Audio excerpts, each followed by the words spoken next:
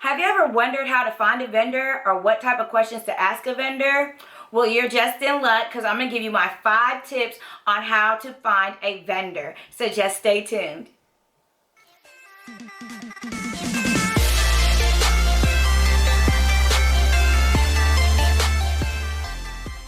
Welcome back, you guys. My name is Shantelle Lace. If you're a newbie, if you're an oldie but a goodie, thank you for staying true and staying tuned. But yes, in today's video, I'm going to give you my 5 tips on how to find a vendor.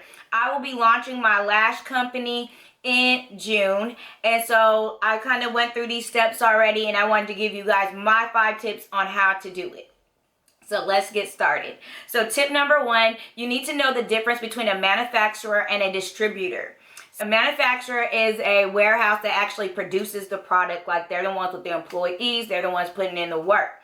A distributor is an outsider, a third party that helps distribute the product. So the middleman, they work between you and the manufacturer.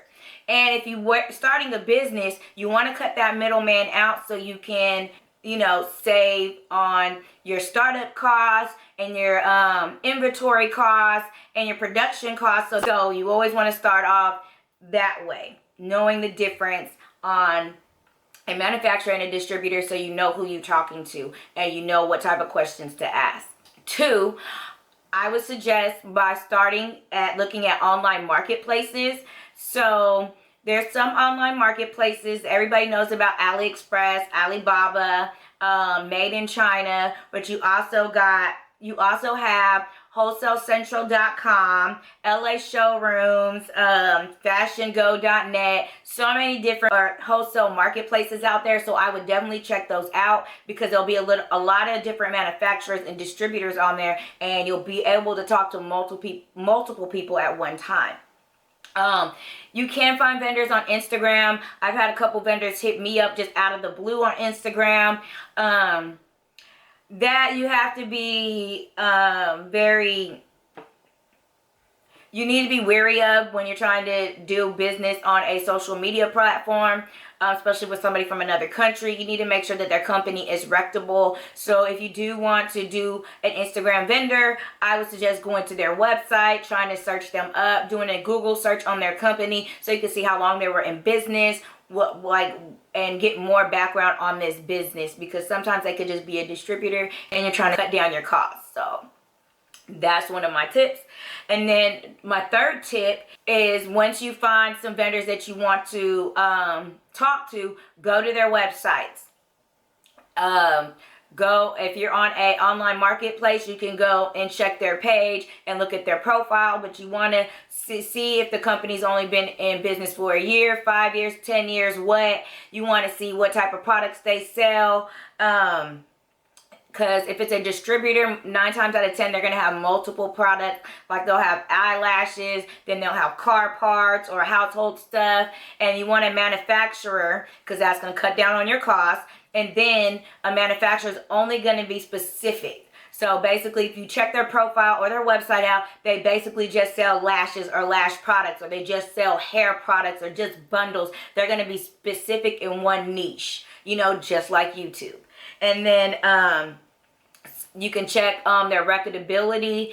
You can check out reviews and all types of things like that. That's why I suggest to use an online marketplace, because you can check their reviews. You can check how long they've been in the business. You can check to see if they have a paid membership or not. You can see pictures of their facility, all kinds of stuff of that nature. So I would suggest to start there first, but you can look anywhere. And then 4th, once you got that list, you done checked out which ones you want to contact, you're going to go on and proceed with contacting them. Now, you can email them individually, but if you're using an online marketplace, you can actually email all the vendors you want to talk to at one time, which just kind of saves you time. So when you email them, there's some specific questions that you want to ask them. First, you want to ask them if they accept PayPal, because if they accept PayPal, that means that they're highly reputable, because PayPal protects the buyer, not the seller. So that's one thing you want to ask. Second, you want to ask if they do sample orders, because some companies do not do sample orders, or they charge too much for their sample orders, because you do want to sample the product before you start selling the product to see if it's a good quality or not. Third, you want to see if they ship to the US. 9 times out of 10 they do, but you definitely want to check about that, and if there's any type of extra fees onto shipping to the US. So 4, you can start negotiating pricing, and then you want to make sure that you can view their facility. So that's always one of the questions that I ask after we start negotiating pricing and I'm deciding to go with this vendor. I ask if I can view the facility, because I want to make sure that, you know, whatever I'm contributing to is not like a sweatshop or anything like that. So what I do is, you know, I get their WhatsApp number and we basically video chat. And if they can't show you the facility, then I wouldn't trust them. Like, where are you making your lashes then? You know what I'm saying? If you're trying to say you're a manufacturer. So I want to make sure that I view the facility. I see workers, that they're being treated well with, that it's clean, it's kept. You know, there's certain things that I need to check off before I say I'm going to be doing business with you, because I don't want to contribute to a sweatshop, okay? And then my 5th tip is always make sure you can view the product before you pay. So if you're trying to get things personalized, or if you're getting something made, whether it's clothing, whether it's a bundle of hair, whether it's lashes or anything of that nature, you want to see if you can view the product first. If you're getting, like, I got lash box packaging made, and I made sure that I can view my logo being placed on that package in the way that I want it. I made sure that they can change anything on that before I signed off on it and I sent the money, because we want to make sure that you get what you're paying for. Don't just agree to something and then they might not see your vision.